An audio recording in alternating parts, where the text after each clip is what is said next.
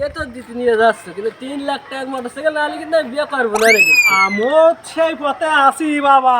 যদি 3 লাখ টাকার মোটরসাইকেল যদি দেয় তাহলে আমি এক পায়ে খাই, আর যদি না দেয় তাহলে আমরা 2 পাউ দিয়ে আবার হাঁটা দেবো। আচ্ছা ঠিক আছে, ডিরাম ভরা মিষ্টি, হাড়ি ভরা মিষ্টি। সব খাই দিয়ে যাবো। আসসালামু আলাইকুম বিআই সাহেব। সালাম দিয়ে ভালো আছেন?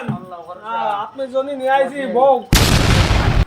বিআই সাহেব, তোমার মায়ের বয়স তো প্রায় 52 বছর হয়ে গেছে।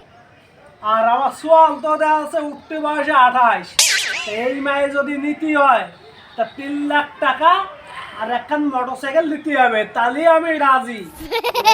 বিয়ে সাহেব, আমি গরিব মানুষ, আমি এই 3 লাখ টাকা দিয়ে আমি মায়ের বিয়ে দিতে পারবো না।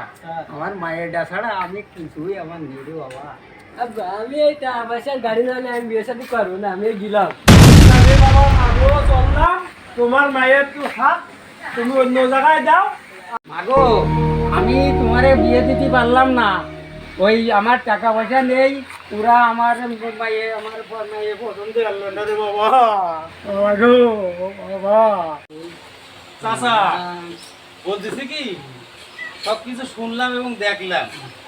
যৌতুকের জন্য আজকে আপনার মেয়ের যে বিয়ে হলো না, এই যৌতুকটা কিন্তু সামাজিক ব্যাধি। আমাদের এই সমাজে যৌতুক নিয়ে বিয়ে দিয়া এবং যৌতুক যারা নেয়, এটা কিন্তু শাস্তিযোগ্য অপরাধ।